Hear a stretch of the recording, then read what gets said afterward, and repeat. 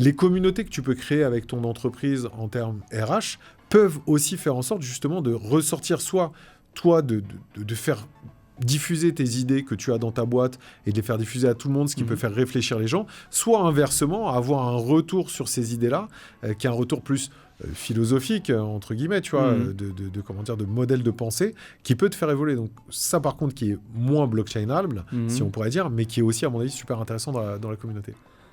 Que ce soit sur des façons de réfléchir ou même des process, je pense qu'il y a énormément de choses à partager au niveau RH. Je vais te parler vraiment d'un cas pratique. Au sein de l'accélérateur blockchain que j'avais monté, la blockchain était un détail. En fait, ce que l'on faisait, c'est qu'on sélectionnait des sociétés pour les accompagner. Donc, il y avait tout un process de due diligence qui est là pour évaluer la société, son projet, son marché, l'équipe fondatrice, etc. etc. On avait évalué une société et on était tous OK pour y aller.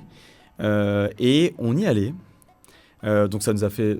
Le process est assez long, c'est un process de à peu près 2-3 mois avec beaucoup d'échanges et beaucoup de travail en back-office pour justement faire ces due diligence. Et je te parle pas des due diligence sur tout ce qui est tokenomics, etc. dans la blockchain qui est vraiment, vraiment lourd. Mais au-delà de ça, donc beaucoup de travail pour sélectionner cette société. On la sélectionne, ça avance, on est content. Sauf que on n'avait pas évalué la relation qu'il y avait entre les fondateurs. Et quelques semaines après que tout soit validé, la boîte explose en plein vol et ils se séparent. Donc du coup, tout ce qu'on a fait est acheté à la poubelle et tout le monde est hyper déçu. Et donc c'était un peu un pétard mouillé pour le départ de ce qu'on voulait faire. Bon, après on s'est super bien rattrapé et maintenant ça cartonne. Mais qu'est-ce qu'on a fait ? Et en fait, on a appliqué un process RH qui s'appelle l'entretien structuré que tu dois, j'imagine, très bien connaître. Qu'on a rajouté dans notre process de due diligence. Pourquoi ? Parce qu'on voulait comprendre, au-delà de leur super profil, leurs études, de ce qu'ils avaient fait avant, etc., quel type de relation ils pouvaient avoir entre eux et quelle était leur façon d'aborder des problématiques opérationnelles avec typiquement les questions comportementales et situationnelles que tu poses en entretien structuré. Le Barbu qui parle RH, c'est du miel dans vos AirPods. Bienvenue dans le monde du RH qui bouge et qui prépare aujourd'hui le monde de demain. Moi, c'est Nico. Je travaille dans les RH depuis plus de 15 ans. Et je vous partage mon expérience à travers des clés et des interviews super stimulantes. Et pour nous accompagner, ce podcast est soutenu par Le Figaro Emploi et a été produit dans leur magnifique studio parisien. Bonjour à toutes et à tous, alors merci d'être présents pour ce nouvel épisode du podcast du Barbu qui parle RH.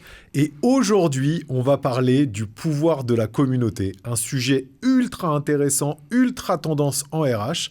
Et pour parler du sujet, j'ai le plaisir et l'honneur d'accueillir Jonathan Bordereau. Salut John, comment ça va ? Ça va nickel et toi Nico ? Bah écoute, ça va très bien, je suis très content de t'avoir parce qu'on disait en off, ça fait maintenant 14 ans qu'on se connaît.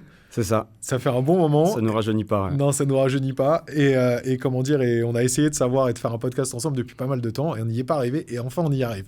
Et en plus, quand on y arrive, tu me fais switcher de place, c'est-à-dire que tu te mets à ma place, il prend mon siège.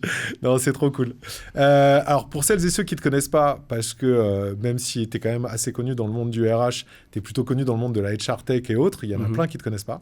Est-ce que tu peux te présenter en quelques mots, expliquer ton parcours et ce que tu fais aujourd'hui ? Ok, écoute, j'ai un parcours qui se divise en 2 étapes.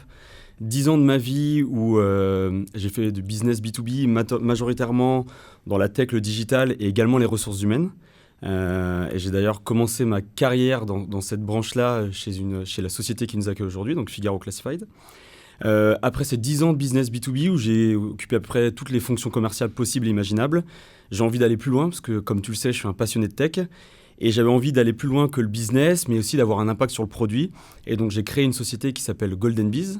Je l'ai créée avec 3 personnes donc en 2015, qui avait pour but finalement d'adapter les techniques de publicité ciblée au monde du recrutement pour aider les sociétés à aller chercher des candidats de la même façon que les e-commerçants vont chercher des clients. Cette société a eu une forte croissance. Et d'ailleurs, je l'ai cédée au groupe Figaro Classified en 2019 déjà, maintenant. Après ça, je me suis passionné par une technologie qui fait parler d'elle en ce moment à cause de Bitcoin, qui est la blockchain. Donc, j'ai vraiment fait un deep dive dans l'écosystème et j'ai créé un accélérateur au sein de 50 Partners, donc courant 2023, et j'ai rencontré à peu près 1200 boîtes blockchain, donc c'est assez fou. J'ai rencontré et j'ai vu des projets complètement tarés. Et après ça, l'entrepreneuriat est revenu à moi. Faria, avec qui j'avais cofondé Golden Bees, m'a parlé de son idée de community, et qui est liée justement aux communautés, au savoir et à l'IA. Et donc j'ai replongé dans le bain et je viens de créer une nouvelle société. Donc ça fait à peu près 1 an qu'on travaille dessus avec Faria. Entrepreneur à succès, multi-entrepreneur. La blockchain, c'était hyper intéressant. Est-ce que ça t'a servi, ça t'a donné des idées pour la suite? Est-ce que d'ailleurs c'est un des... Avant qu'on rentre dans le vif du sujet, là, c'est une question que je t'ai pas posée, mais est-ce que le côté blockchain t'a donné des idées et a contribué à construire Community ou pas du tout? Alors, oui, dans le sens où en fait la blockchain, qu'on appelle aussi le Web3, comme chaque révolution technologique, même si aujourd'hui elle manque un peu de maturité dans l'absolu, enfin ça dépend en tout cas les use cases qu'on regarde, elle avait cette philosophie de partage qui est essentielle, je pense, dans une communauté, et notamment le partage de la valeur qui n'est pas forcément hyper présent dans ce qu'on appelle le Web 2, et le Web 2 c'est l'Internet des réseaux sociaux. On a l'impression qu'il y a un partage de la valeur, mais la réalité, c'est que la majorité de la valeur est captée par quelques grands acteurs qu'on connaît tous. Et le Web 3, donc avec la blockchain, avait cette vocation première, un peu utopiste, je pense, de permettre à chaque utilisateur, chaque internaute, d'être propriétaire de ce qu'il fait et de ce qu'il propose comme contenu sur Internet. Dans les faits, les technologies ne sont pas encore hyper matures pour ça.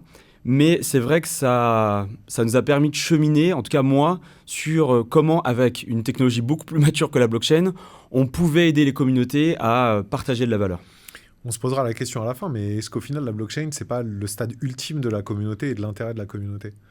Parce que clairement, in fine, le système de la blockchain, c'est quand même le fait de mettre en relation l'ensemble des concepts, des attendus de chacun, en fait, de pouvoir tout mêler sur un seul point. Et est-ce que ce n'est pas justement cet aspect qui peut être valorisé énormément par ce système de blockchain? Alors oui, et notamment il y avait cette notion de partage de la valeur qui est in fine financière.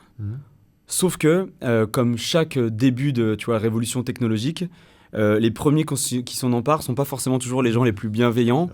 Et il y a eu beaucoup d'arnaques et d'abus de confiance qui ont terni l'écosystème. Et aujourd'hui, ce qui est en train de devenir la blockchain, c'est plutôt l'avenir de nos infrastructures financières. Et tu vois, au même titre que HTTPS, c'est quelque chose dont on ne parle pas. C'est finalement une infrastructure qui va rentrer dans nos vies au quotidien, qui va permettre certains usages et développer, tu vois, toute la façon dont on échange notamment de la monnaie ou des produits financiers, mais pas si évident que ça de le mettre pour des use cases qui soient plus grand public. On en reparlera après, je suis sûr que c'est un sujet qui reviendra dans le fil de la discussion. On va partir de la base. Je vais te poser une première question. Allez. Parce que pour moi, le principe de la communauté, c'est le fait de mettre ensemble différents univers, différentes personnes, différents angles d'approche, différentes origines. Et du coup, je vais te poser la première question avant de te demander ta définition de la communauté, parce que ça m'intéresse aussi de l'avoir. Aujourd'hui, on parle toujours de diversité. C'est une réalité, on en parle, on la met à toutes les sauces. Pour toi, est-ce que c'est un frein? Est-ce que c'est une force? Est-ce que c'est les deux dans le monde actuel? Est-ce que c'est un frein pour les uns et une force pour les autres? Qu'est-ce que ça représente, toi, aujourd'hui, la diversité pour toi? Et je parle de toutes les diversités, clairement, quelles qu'elles soient. Bien sûr. Pour moi, c'est évidemment une force. Alors moi, la diversité, je la porte dans mon ADN. Mais au-delà de ça, ce que j'ai pu voir... Parce qu'à travers justement cet ADN que j'ai évolué dans des milieux très très différents, avec des personnes très très différentes, qui avaient des enjeux de vie diamétralement opposés. Qu'est-ce que ça permet, cette diversité? C'est que si on s'ouvre réellement aux autres, on va pouvoir toucher du doigt et appréhender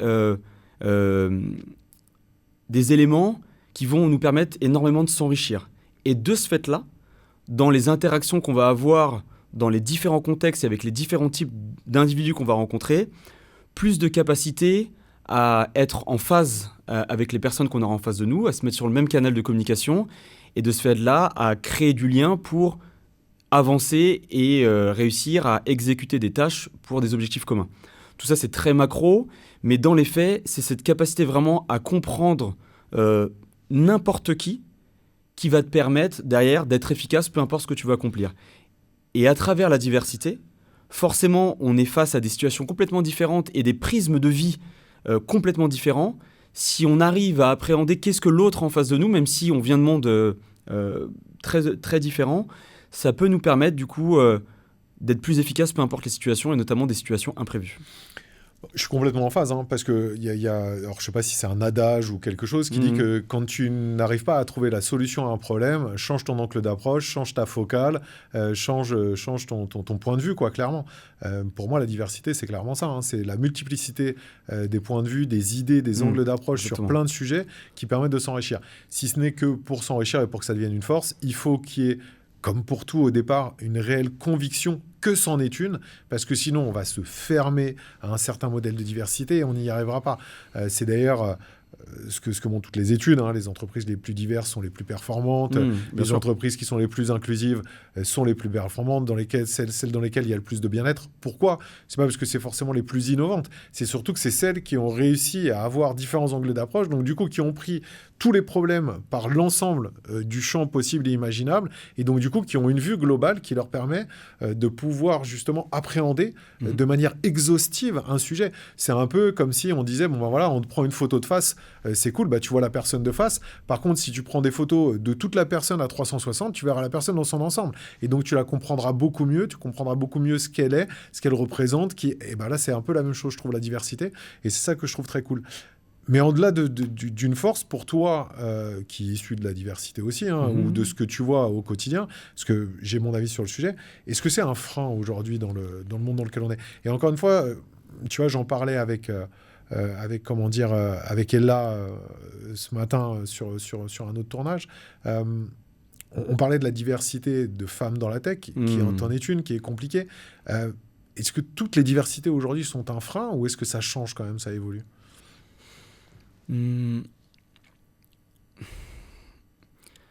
J'ai un avis assez mitigé sur la question. Il y a une partie de la population qui s'est rendu compte, au-delà même des études, parce qu'ils avaient peut-être, tu vois, cette appétence à être plus à l'écoute des autres, et donc du coup à l'écoute de personnes qui leur ressemblent pas forcément. Et quand je dis qu'ils leur ressemblent pas forcément, ça peut être juste le genre, mais ça peut être bien d'autres choses.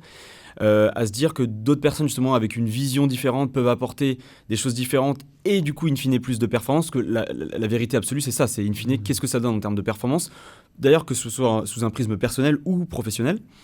Et puis après il y a bien évidemment tous ceux qui ont des idées fermées et qui ne sont pas ouverts à l'autre. Statistiquement aujourd'hui on le voit que c'est quelque chose qui fonctionne.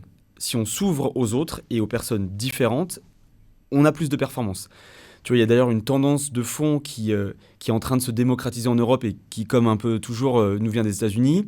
C'est que tu as, à la base, par exemple, les fonds d'investissement investissaient majoritairement sur des profils, un peu comme d'ailleurs ce qu'on souvent disait dans les RH, qui sont des clones, c'est-à-dire des profils qui viennent des mêmes écoles, qui ont les mêmes backgrounds en termes d'origine sociale, etc. Et donc qui, physiquement, socialement, se ressemblent.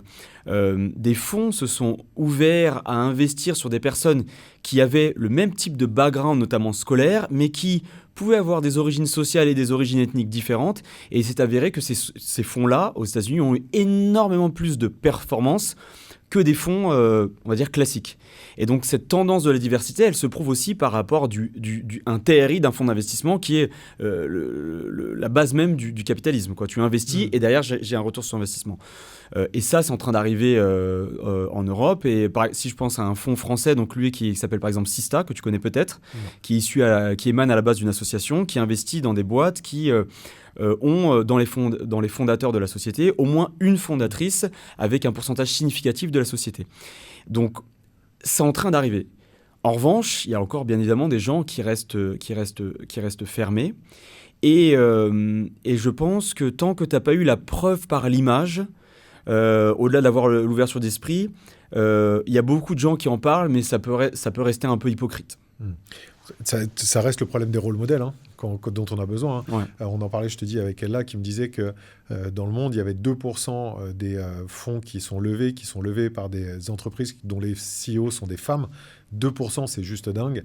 Par contre, le retour sur investissement est 63% plus important chez les femmes. Donc, c'est ce que tu dis. C'est la preuve par l'exemple. Maintenant, il faut que l'exemple se diffuse parce que malheureusement, il faut qu'il infuse plutôt. Parce qu'il commence à se diffuser. Maintenant, il faut qu'il infuse pour qu'il puisse retourner. Après, faut juste regarder par rapport au mode et au modèle de vie qu'on nous a donné. Forcément, si tu regardes quelques dizaines d'années en arrière, c'est très cliché, mais c'est une réalité. Tu avais le père qui assumait tout dans le foyer, potentiellement une mère qui était au foyer et qui s'occupait des enfants. Donc ça crée des modèles qui font que derrière, c'est difficile d'en sortir. Sauf que la société a énormément évolué. Aujourd'hui, les hommes travaillent autant que les femmes. Et même les femmes peuvent avoir plus de responsabilités qu'un homme, que ce soit professionnellement ou même au foyer. Alors moi, j'ai le biais inverse. C'est-à-dire que moi, j'ai été élevé que par des femmes. Donc forcément, pour moi, les femmes sont des super-héroïnes. Là où les hommes, dans mon enfance, n'étaient pas forcément des super-héros. Mais donc moi, j'ai le biais inverse. Mais dans l'absolu, en général, quand tu vas avoir une preuve factuelle que cette diversité, peu importe la diversité dont on parle, apporte plus de performance, c'est là où ça devient un no-brainer. On va rentrer dans le vif du sujet. Je vais te demander ta définition de la communauté. Parce que pour moi, en fait, normalement, les deux sont liés, mais peut-être pas. Donc, on va un petit peu décaler dessus. Mais avant de te donner mon avis, je vais te demander ta définition pour toi de la communauté. Une communauté, c'est un groupe de personnes qui œuvrent et partagent dans un but commun et qui va leur permettre, ensemble ou personnellement, d'aller plus vite, plus fort dans ce qu'ils essayent d'accomplir. Et une communauté, ça c'est quelque chose aussi d'hyper important je pense, à mettre en avant, c'est quelque chose dans lequel tu t'investis. Une communauté avec des gens qui n'ont pas de commitment, c'est pas une communauté, c'est un groupe WhatsApp, quoi. Et ça, malheureusement, ça porte pas énormément de valeur. En revanche, à partir du moment où les gens s'investissent de manière récurrente, c'est là où la force du groupe va pouvoir ruisseler sur l'ensemble de ses membres et donc apporter énormément de valeur. Voilà pour moi la définition de communauté. Je vais extrapoler. Est-ce que pour toi, une communauté doit être diverse ? Alors, j'entends diverse dans son ensemble, bien évidemment. Une communauté, normalement, elle doit être régie par, comme tu dis, un but commun, une volonté commune. Donc, forcément, quand tu as un but commun sur certains aspects, tu as certaines appétences, donc tu as une certaine volonté ou certaines zones qui vont être similaires. Je prends n'importe quoi, des communautés sportives, des communautés professionnelles, des communautés qui sont là. Mais pour moi, ce qui fait la force de la communauté, et là je vais te demander ton avis, c'est sa diversité à l'intérieur même d'un objectif commun ou d'une sensibilité commune. C'est pour ça que je t'ai posé la question de la diversité au départ et qui était tendancieuse, enfin qui devait amener justement à cette question de la communauté. Parce que pour moi, les deux, en fait, sont intimement liés, quoi. Je suis tout à fait d'accord avec toi. En gros, la diversité, elle est essentielle parce qu'elle va permettre d'avoir des visions différentes, une pluralité de compétences et en gros la capacité à se compléter pour atteindre un objectif. Je te donne un exemple vraiment très pragmatique. En fait, j'avais à un moment échangé avec un groupe de médecins qui avait un objectif de monter une entreprise et tous étaient médecins. Donc ils étaient très compétents sur leurs différentes spécialités dans la médecine.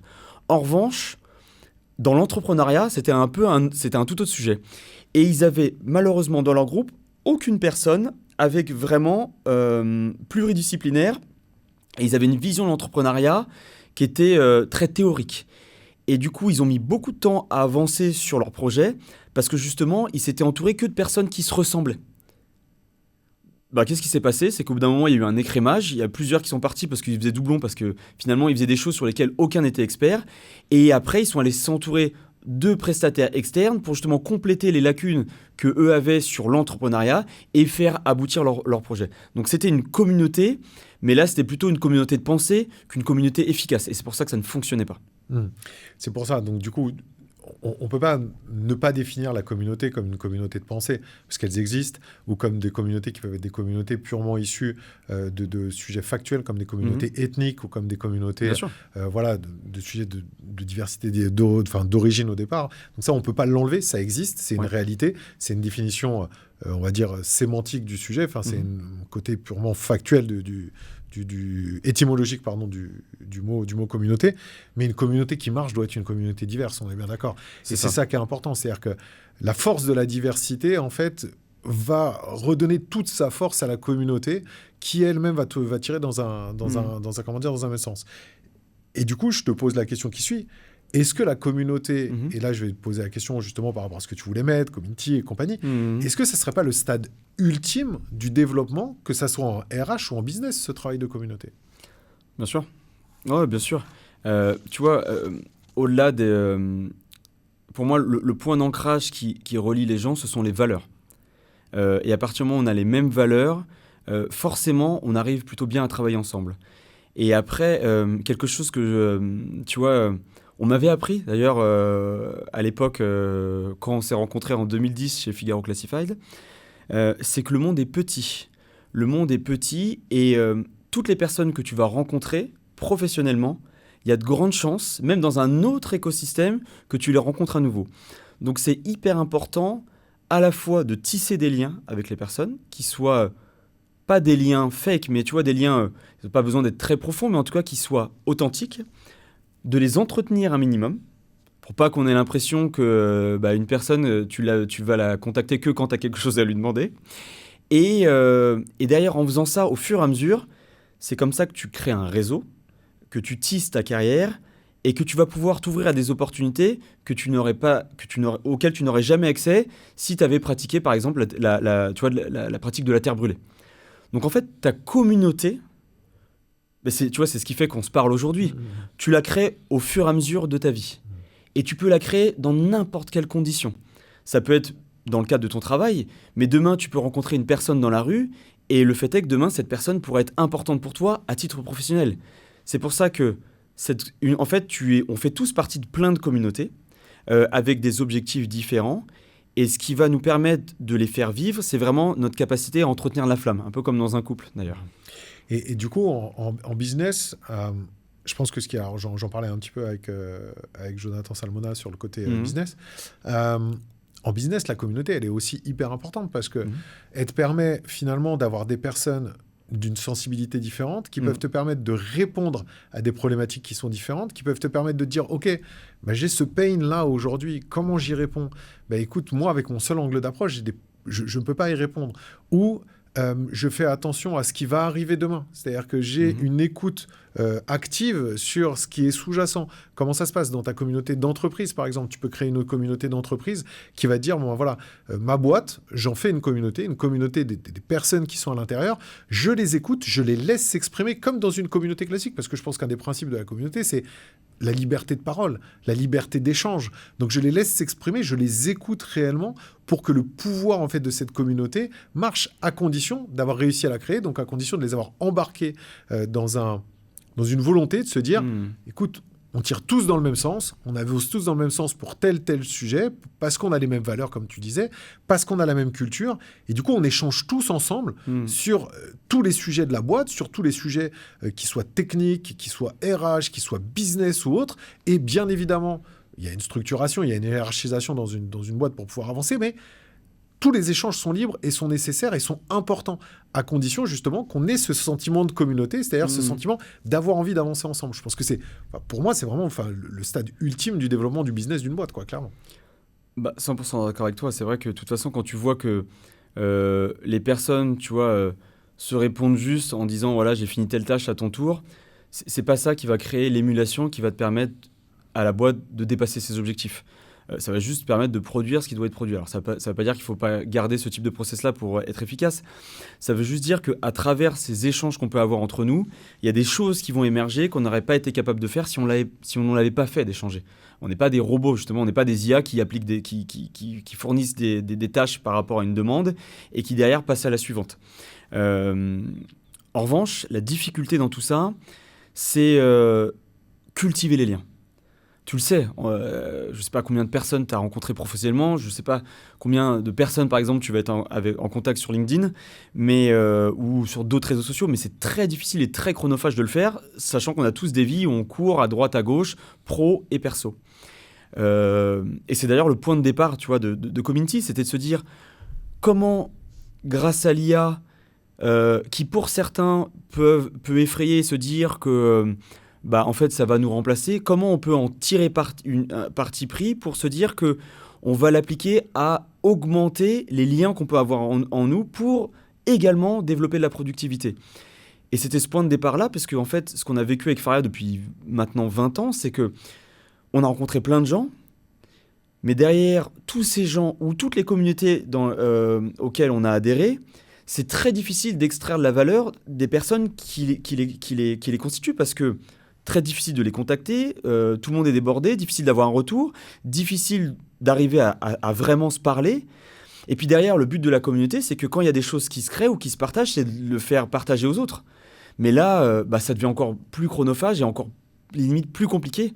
Et c'est la base de ce qu'on a voulu développer, c'est de créer un outil qui nous permette immédiatement d'identifier les personnes qui peuvent nous apporter de la valeur sur un sujet quelconque, pro, perso, stratégique, opérationnel, etc., de capter la valeur qui va être partagée à ce moment-là et de pouvoir la faire ruisseler sur tous ses membres pour justement faire vivre la communauté. C'est ultra intéressant d'un point de vue business, mais alors qu'est-ce que tu en penses d'un point de vue RH ?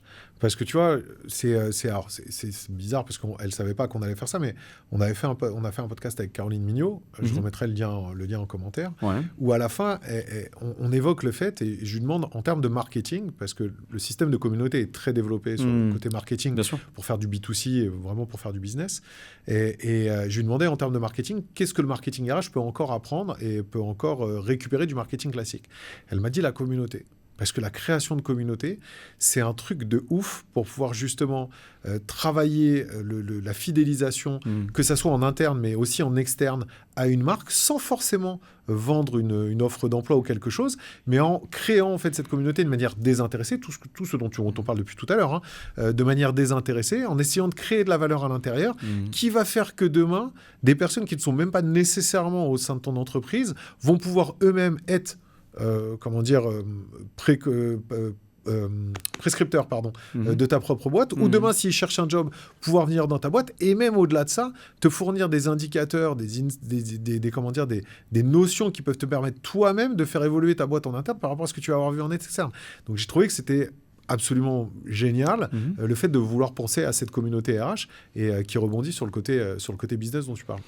Là, ce que tu décris, ça me fait penser à un sujet que j'avais creusé un moment en termes d'idées de boîte, sur quelque chose qui va te parler, et je pense qu'il va parler à toutes les personnes qui sont de près ou de loin connectées au monde du recrutement. C'est qu'aujourd'hui, dans nos organisations, peu importe la taille de nos organisations, on reçoit énormément de CV lorsqu'on recherche quelqu'un. On prend une personne pour un poste, donc forcément, il y a énormément de déçus. Et qu'est-ce que l'on a fait ? C'est que potentiellement, on a analysé beaucoup de candidatures, on a rencontré beaucoup de gens, et derrière, on n'en fait pas grand-chose. Alors parfois, on arrive à trouver une autre opportunité pour quelques personnes que l'on a fait, mais dans les faits, j'ai pas de stats, mais je sais que c'est pas monnaie courante. Et le fait est que on connaît tous d'autres recruteurs, d'autres personnes qui recrutent, et les personnes avec lesquelles on a passé du temps, on a pris du temps pour les évaluer, elles aussi, elles ont passé du temps. Il y en a plein avec qui ça aurait pu le faire, mais pour X ou Y raison, ça ne l'a pas fait. Comment ce temps passé d'un côté comme de l'autre, côté recruteur et candidat, comment on peut se dire qu'il ne va pas, entre guillemets, à la poubelle, mais qu'on pourrait en faire bénéficier une autre entreprise parce qu'on a évalué un super candidat mais qu'on n'a pas pu prendre à l'instant T et qu'elle pourrait recruter à ce moment-là. Et à un moment, tu vois, notamment avec la blockchain, j'avais réfléchi à un projet qui pouvait s'axer sur faire mutualiser finalement tout le temps qu'on passait d'un côté comme de l'autre, à la fois aux candidats et à la fois aux recruteurs, et que ça devienne un cercle vertueux. Bon, mathématiquement, j'arrivais pas à faire tourner un modèle qui tienne la route, mais dans l'absolu, philosophiquement, tu vois, il y avait quelque chose d'hyper intéressant, parce qu'aujourd'hui, il y a énormément de valeur qui est créée et ensuite qui n'est pas exploitée. J'allais te le parler, j'allais te dire la blockchain, parce que clairement, quand on en a parlé au départ, c'est exactement ça. L'aspect communautaire a une extension sur la blockchain qui peut être extraordinaire, parce qu'à partir du moment où tu te sers de ce qui a été produit par la communauté pour pouvoir le mettre justement dedans, mais forcément, tu as une valeur qui est là et qui est à la portée de tout le monde, qui est ouverte à tout le monde. Pour moi, le côté profil numérique sur la blockchain de demain, c'est l'avenir du monde du RH, du monde du recrutement, d'avoir des profils qui sont validés, qui sont vérifiés, sur lesquels il y a des personnes qui ont justement émis des commentaires, des sujets et tout, et qui peuvent transmettre un aspect, tout ce parcours dont on parle et tout ce temps passé, qui peuvent le valoriser de manière extrêmement importante. Pour moi, la blockchain et le recrutement ont un avenir vraiment commun qui est très, très fort et très, très probable, très important. Donc, mais au-delà de ça, la communauté en plus, donc là, tu parlais de valeur pure, je pense que la communauté RH peut aussi créer une valeur qui, elle, ne pourra pas être intégrée à la blockchain, qui est une valeur plus d'échange. D'échange qui est aussi hyper intéressant et qui peut permettre de diffuser soit une image, soit des idées. Tu sais, on parle souvent on en parlait encore une fois avec Jonathan, on parle souvent du fait que lui, il a mis son modèle en open source. Son modèle en open source, c'est le fait de se dire, écoute, j'ai une idée, une vision du monde du travail, une vision du monde des RH, une vision de ma boîte qui est celle-ci. Je vous la partage, je vous explique comment on fait et je vous partage tout. Je n'avais pas évalué la relation qu'il y avait entre les fondateurs. Et quelques semaines après que tout soit validé, la boîte explose en plein vol et ils se séparent. Donc du coup, tout ce qu'on a fait est acheté à la poubelle et tout le monde est hyper déçu. Et donc, c'était un peu un pétard mouillé pour le départ de ce qu'on voulait faire. Bon, après, on s'est super bien rattrapé. Maintenant, ça cartonne. Mais qu'est-ce qu'on a fait ? Et en fait, on a appliqué un process RH qui s'appelle l'entretien structuré, que tu dois, j'imagine, très bien connaître, qu'on a rajouté dans notre process de due diligence. Pourquoi ? Parce qu'on voulait comprendre, au-delà de leur super profil, leurs études, de ce qu'ils avaient fait avant, etc., quel type de relation ils pouvaient avoir entre eux et quelle était leur façon d'aborder des problématiques opérationnelles avec typiquement les questions comportementales et situationnelles que tu poses en entretien structuré. Et du coup, on l'a vraiment théorisé par rapport à ce process de sélection de start-up. Et c'est un process RH, d'accord ? D'ailleurs, c'est l'école du recrutement. J'étais parti sur un de leurs articles et j'étais inspiré. Après, j'avais regardé et on avait constitué, nous, la façon dont on voulait le faire. Et c'est typiquement le type de pratique qui te fait gagner un temps monstre. Et tu vois, dans ce logique partage de pensée ou de process, ça peut changer beaucoup de choses. On a parlé de la diversité, on a parlé de ta définition de la communauté, de l'intérêt de la communauté pour pouvoir justement modéliser, compiler l'ensemble des modèles de pensée, des angles d'approche, du fait que ça a un gros impact potentiel sur le business positif, un gros impact potentiel et réel sur le RH. Comment on fait pour la mettre en place et comment on fait pour l'animer, cette communauté, aujourd'hui, en 2025 ? Ah oui, mais t'es là pour ça. T'es là pour répondre. On attend du factuel, là. Ouais, alors, du factuel...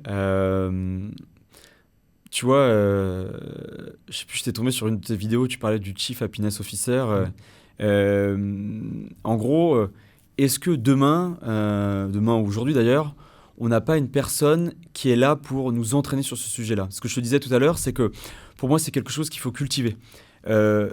C'est pas possible de se dire qu'on a eu des échanges intéressants avec des personnes et que le peu de liens qu'on a créés à l'instant T va perdurer. On s'oublie, on passe à d'autres choses, et puis et après, quand on veut renouer les liens, en fait, on repart from scratch, voire c'est pas possible. Je pense qu'aujourd'hui, dans notre organisation, dans notre planning, et notamment aidé grâce à l'IA qui peut nous pousser à avoir beaucoup plus de productivité sur des tâches très chronophages, on doit prendre du temps pour travailler cet aspect-là. Donc, cultiver les liens qu'on a avec les différents individus avec lesquels on interagit. Que ce soit de manière spontanée ou processisée avec potentiellement des outils. Tu vois, quelque chose qui m'avait beaucoup aidé à l'époque de Figaro Classified, c'est que contrairement à beaucoup des sales avec qui on travaillait tous les deux, en fait, je m'intéressais à toutes les personnes et je faisais le tour des étages, échanger avec les techs, avec les produits, avec la finance, etc., pour mieux comprendre quels étaient leurs métiers et ce qu'ils faisaient. J'ai noué des liens, ça m'a ouvert des opportunités à ce moment-là et d'ailleurs dans les années à venir, et ça m'a permis aussi de comprendre des choses qui étaient vraiment imperceptibles, nous, côté vente. Mais ça prend du temps. Donc aujourd'hui, et justement avec cette opportunité que l'IA peut nous aider sur le gain de productivité, je pense que dans notre organisation, dans notre planning, on doit prendre des créneaux pour entretenir les différents liens. Un exemple tout bête, c'est ce qu'on fait avec nos clients. Avec nos clients, qu'est-ce qu'on fait? On les invite à déjeuner, on prend des nouvelles, etc. Bah, en fait, cette démarche-là, elle ne doit pas être toujours héroïste, en tout cas sur un ROI rapide, mais elle est sur un ROI à long terme où on doit se battre pour entretenir les liens avec les différentes personnes avec lesquelles on interagit. Ça veut dire qu'en gros, si tu es une entreprise, que tu veux créer ta communauté, que ce soit d'un point de vue business ou d'un point de vue RH, tu dois déjà, premièrement, trouver des sujets qui vont intéresser les personnes de ta communauté, mais tu dois avoir absolument une personne qui s'occupe d'animer cette communauté pour pouvoir faire en sorte de conserver ces liens au final. Forcément. Forcément, parce que, de toute façon, tu sais, c'est un peu un adage très simple et très connu, c'est que si tu n'as pas une personne qui est en lead sur un projet, ça veut dire que personne le lead, et donc au final, ça va tomber à l'eau. C'est pour ça que je faisais tu vois, le parallèle avec la vidéo dont je parlais du Chief Happiness Officer, mais en fait, aujourd'hui, c'est quelque chose qu'on doit vraiment prendre très au sérieux. Ce qu'il y a, là, si on peut aider les personnes qui nous écoutent, je pense que l'idée, quand on veut créer une communauté, c'est déjà de se dire quel lien on peut trouver sur cette communauté. Parce que c'est ce qu'on s'est dit depuis le départ. C'est-à-dire que qu'est-ce qui réunit une communauté? C'est un lien. C'est un lien commun. Donc, ça peut être soit des valeurs communes, soit un job, soit un secteur d'activité. Ça peut être des choses comme ça. Pour les personnes qui nous écoutent en RH, si elles veulent créer des communautés RH, ça va vraiment être ça. C'est-à-dire que vous recherchez à recruter des techs, créer une communauté de techs qui vont se reconnaître par rapport à leur métier. Vous cherchez à développer une communauté dans un secteur d'activité, l'hôtellerie ou autre. Vous créez cette communauté au sein de l'hôtellerie qui va réussir à les lier entre eux. Vous avez une force sur le côté QVT de votre entreprise, considération des collaborateurs. Vous pouvez créer une communauté autour de la parentalité si c'est quelque chose qui est fort chez vous, ou autour de la diversité parce que ça va être quelque chose qui va vous parler, et vous allez créer un lien au niveau de cette communauté. Une fois que ce lien il est créé, à ce moment-là, il faut le diffuser et surtout il faut l'animer. Il faut l'animer en laissant toujours la libre parole, mais en proposant aux personnes qui font partie de cette communauté, de quoi justement mettre en avant cette libre parole. C'est-à-dire que si vous laissez la communauté, entre guillemets, vivre d'elle-même, elle pourra, mais à condition que ça fasse un moment qu'elles vivent ensemble et que justement chaque personne se soit dit, comme ce que tu viens de dire, John, que chaque personne se soit dit, écoute, j'ai pris du temps pour continuer d'activer ces liens de cette communauté qui m'intéressent. Avant que ça arrive, il faut que vous-même, vous puissiez justement animer cette communauté et que vous donniez du grain à moudre, entre guillemets, à cette communauté et que vous puissiez l'animer. Une fois que ça s'est fait, après, potentiellement, ça tourne un peu tout seul, j'ai envie de dire. Enfin, ça tourne un peu tout seul, condition de l'animer de manière régulière. Et c'est à ce moment-là où vous pourrez faire et vous pourrez en ressortir exactement ce que tu as dit au départ par rapport à Community, c'est vous pourrez en ressortir de la valeur quand vous en aurez envie. C'est-à-dire que dès que cette communauté sera réellement active, que vous aurez amené beaucoup de valeur vous-même de manière désintéressée, quand vous allez demander, par exemple, dans votre communauté tech ou dans votre communauté CHR ou autre, vous direz, voilà, je cherche un serveur ici, dans telle entreprise, enfin dans tel resto, dans telle ville et tout. Est-ce que vous connaissez quelqu'un? Bim, bam, boum, la communauté va se mettre en marche toute seule. Exactement. Pareil dans la tech et tout. Donc je pense que c'est vraiment ça, les 3 étapes à franchir pour la communauté. C'est vraiment trouver ce lien, faire en sorte de l'activer, de l'animer de manière régulière et ensuite, bien évidemment, s'en servir pour ressortir la valeur. Et il y a quelque chose qui est hyper important. Et ça, c'est une erreur qui est faite dans certaines communautés, c'est de permettre vraiment aux membres de cette communauté d'échanger librement entre eux et de faciliter les échanges. J'ai échangé avec pas mal de communautés, par exemple, d'alumni d'école. C'est quelque chose d'hyper intéressant. Il y a énormément de valeur à l'épuiser pour tout le monde, sauf que c'est très difficile à faire en sorte que les membres se parlent. En plus, après, les membres peuvent être éclatés un peu partout dans le monde. Et derrière, pour identifier et ensuite arriver à avoir un échange avec les personnes à l'instant T, parce qu'il faut être capable d'apporter de la valeur à l'instant T pour ses membres, en fait, ça ne marche pas trop. Et ce qui fait qu'il y a de plus en plus de communautés qui, à la base, étaient très prestigieuses, perdent un peu en valeur. Pourquoi ? Parce qu'en fait, il n'y a pas énormément de valeur pour les membres, in fine. Et donc, c'est vraiment, pour que ça marche, il faut avoir des personnes qui ont les mêmes valeurs, il faut les animer en leur apportant des choses qui vont vraiment les intéresser et qui vont être pertinentes pour elles, et il faut permettre aux membres d'échanger entre eux. Et là, il faut être un peu créatif parce que les visios ou les groupes WhatsApp, c'est quand même assez limité. Les événements physiques, c'est toujours hyper difficile à organiser. Et en plus, quand on y vient, on ne rencontre pas forcément les personnes qui, à la base, avec lesquelles on souhaitait échanger. Donc, on a plein d'opportunités et il faut être créatif parce que c'est un élément clé pour faire en sorte que la communauté reste soudée. Est-ce que Community ne serait pas aussi une forme de réponse à ça? Alors, je sais, c'est pas forcément créé dans ce sens-là, même si c'est créé plutôt pour les entreprises en tant que telles. Mais est-ce que ça n'a pas une idée? Parce que justement, tu vois, je pense à ça là, quand tu parles. Je me dis, tu crées une communauté. Le principe de Community, c'est de dire, OK, on a telle personne qui ont telle compétence, on a tel document, entre guillemets, telle valeur à côté, telle connaissance à côté. Qu'est-ce qu'on met en relation quand on a besoin de quelque chose? Là, ça sera la même chose. Tu crées ta propre communauté et à travers cette propre communauté, après, derrière, tu vas dire, voilà, on a telle problématique, on veut parler de tel sujet.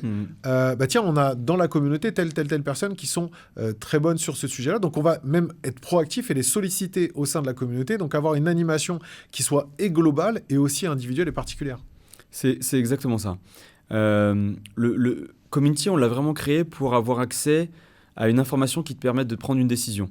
Il y a des informations qui sont liées à tous les documents ou toutes les données sur tous les systèmes informatiques qu'on utilise au quotidien, de ton outil de messagerie en passant par ton CRM ou en passant par ton SharePoint ou ton Google Drive. Mais ça, c'est accès à la connaissance. Et l'IA, à travers la connaissance fondamentale des modèles et à travers la capacité à aller chercher de l'information pertinente pour te la sortir de manière instantanée, nous a permis d'avoir accès à tout de suite. On n'est plus dans des résultats de recherche avec Google, on est sur des réponses. En revanche, il y a une grosse différence entre la connaissance et la compétence, et c'est pas parce qu'on a une donnée ou une information qu'on est capable de l'exploiter. Et là, c'est s'appuyer sur sa communauté, bien évidemment sa communauté de collaborateurs, mais ça marche pour n'importe quel type de communauté, et de se dire, soit parce que la formation n'existe pas, soit parce qu'elle n'est pas forcément exploitable, ou soit parce que j'ai besoin d'avoir un autre avis, tout ce qu'on disait, ce prisme différent pour derrière prendre une décision plus efficace, et c'est là où tu vas faire jouer ta communauté et parler aux bonnes personnes. Et notre modèle permet aussi d'aller trouver celles qui sont au sein de ton organisation ou potentiellement au sein de ta communauté pour éveiller ton esprit sur un sujet X ou Y. Un exemple nouveau qui montre que l'IA est là aussi pour remettre l'humain au centre des prérogatives, c'est-à-dire que l'IA est là pour trouver quelle est la bonne personne et remettre la valeur de l'humain au centre, quoi. C'est vraiment ça, en fait. C'est une IA qui permet de se dire, OK, on va remettre la bonne valeur, la bonne personne au centre des prérogatives. Et sans cette IA, in fine, peut-être que cette personne-là ne serait pas venue sur le sujet, qu'on ne l'aurait pas sollicité. Donc, tu vois, c'est encore un bon exemple de l'inverse de ce que les gens peuvent penser. Bien sûr. Les gens peuvent penser toujours que l'IA déshumanise et tout. Non. L'IA est un outil qui sert à humaniser au mieux, bien évidemment, qui peut être utilisé à mauvais escient, comme tous les outils technologiques qui existent, mais il peut être aussi utilisé à super bon escient, comme là. Sachant qu'en plus, il y a quand même pas mal de fantasmes, mais aujourd'hui, une IA, elle n'est pas capable de faire des choses qu'un humain n'est pas capable de faire.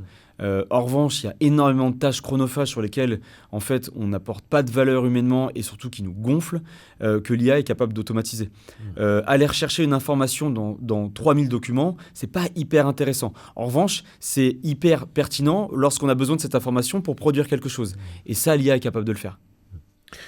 On arrive à la fin du podcast. On a parlé un petit peu de tout, hein, on l'a dit juste avant. Surtout, on a fait le point sur comment créer une communauté et l'intérêt de la créer et de l'animer. Je vais te poser la même question que je pose à tout le monde. Ok. Tu le vois comment, le Future of Work, et tu la vois comment, le pouvoir de la communauté dans le Future of Work? Alors, comment je vois le Future of Work et le pouvoir de la communauté? J'ai deux visions de ça. Je ne sais pas laquelle sera la bonne. T'inquiète pas, je reviendrai pas dans 5 ans pour te dire que tu n'avais pas la bonne vision. Bon, on aura, j'espère, l'occasion d'en reparler, mais clairement, on va avoir, je pense, beaucoup plus de temps pour interagir entre nous. Il y a énormément de choses qui vont quand même être automatisées grâce à l'IA, et ça va nous permettre de faire des choses à plus forte valeur ajoutée. Et donc, de ce fait-là, on a d'autant plus intérêt à avoir des communautés fortes et nous être impliqués dans ces communautés pour derrière vraiment gagner en efficacité, peu importe ce que l'on souhaite accomplir. En revanche, je pense que ça va être hybride. On n'est pas dans un simple changement de paradigme. on est sur une technologie qui est vraiment sur un... en fait, c'est un monde nouveau qui s'ouvre à nous, clairement. C'est les plaques tectoniques qui sont en train de bouger. C'est énorme ce qu'on est en train de vivre. Il faut absolument s'y intéresser. Au même titre qu'il faut absolument s'intéresser aux gens parce que justement notre communauté va énormément nous apporter, il faut également énormément s'intéresser à l'IA parce que ça va bouleverser tout ce que l'on fait, professionnellement et personnellement. Et au sein de cette communauté, il y aura aussi ce qu'on appelle, tu vois, l'ère de l'Agentic AI. Donc en gros des agents qui en plus ont la capacité de se connecter à toutes les données possibles et imaginables et qui vont être des sortes de, de clones d'une partie d'un savoir d'une personne ou d'une organisation. Et dans cette communauté, on aura on aura des entités qui ne seront pas des humains, qui nous aideront et avec lesquelles il va falloir apprendre à interagir. Ça fait un peu flipper quand même. C'est bien, mais on part un peu dans... Alors, c'est toujours pareil, on sait très bien que... Alors, on sait... Non, d'ailleurs, on ne sait pas. Parce qu'on dit que l'IA générale, l'AGI n'est censé ne pas arriver, tu vois. Et après, il y en a certains qui disent que... J'ai entendu qu'elle était censée arriver dans les prochains mois, dans les prochains trucs et tout. Il n'empêche que... Logiquement, dans l'état de l'art, dans les recherches actuelles, elle n'est pas censée arriver. Elle n'existe pas, elle n'est pas censée exister en tant que telle, malgré les légendes communes. Il s'avère que, je lisais encore un article dessus il n'y a pas très longtemps, les chercheurs commencent à revenir, à se dire que finalement, potentiellement, elle pourrait arriver. Ça fait quand même un peu flipper. C'est comme tu dis, il faut s'y préparer, il faut s'y intéresser. Ouais. Mais ce côté, à un moment donné, on aura des intelligences artificielles qui vont remplacer quelque part un peu l'humain réellement sur certaines tâches. Ça fait un peu flipper. Enfin, sur des tâches de réflexion, j'entends. Parce que Bien sûr. Après, il faut évoluer, tu vois, avec le monde dans lequel on vit. Il y a 150 ans, on avait 90% des humains qui travaillaient dans les champs. Si tu avais dit aux personnes qui à la base travaillaient tu vois, dans des champs et étaient dans l'agriculture, que dans 10 ou 15 ans, en fait, ils n'auraient plus besoin de faire autant de travail laborieux et qu'ils iraient travailler dans des bureaux devant des écrans, ils t'auraient pris pour un fou. Et pourtant, c'est le cas. Aujourd'hui, tu vas dans un champ, t'as très peu de gens et t'as beaucoup de machines. T'as beaucoup d'automatisation, t'as beaucoup d'IA, t'as beaucoup de technologies aujourd'hui dans l'agriculture. C'est juste que là, on est vraiment sur un mode de vie qui va évoluer. Tu vois, je faisais la blague à ma belle-sœur sur son futur besoin de nounou, parce qu'elle a eu une petite fille récemment, et je lui avais envoyé la vidéo, tu sais, des robots de Tesla qui ont été présentés il n'y a pas longtemps. Et d'ailleurs, c'est pas les seuls à bosser dessus.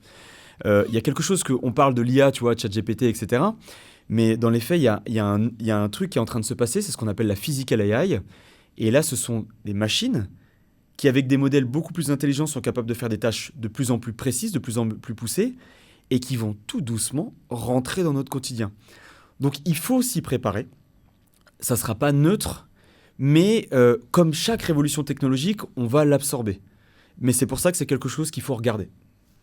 On en reparle dans quelques années. Allez. Merci beaucoup, John. C'était trop cool de t'avoir sur tous ces sujets-là. J'espère que ça a été. C'était top. C'était un plaisir. T'étais bien à ma place en même temps. Ouais, franchement, elle est agréable. Ouais. Merci à toutes les auditrices et auditeurs qui nous ont écoutés jusqu'au bout. Je te remercie encore une fois, John. Et moi, je vous dis à très vite pour un nouvel épisode. Salut Nico, merci. Félicitations. Vous avez encore écouté un épisode du Barbu jusqu'au bout. Le Barbu vous donne des clés pour décortiquer le monde du RH d'aujourd'hui et de demain. C'est gratuit et surtout, c'est fait avec le cœur. Le meilleur moyen de nous aider ? Vous avez juste à mettre un avis 5 étoiles sur votre plateforme d'écoute préférée. Je compte sur vous et à très vite. Merci encore au Figaro Emploi de soutenir le podcast du Barbu qui parle RH.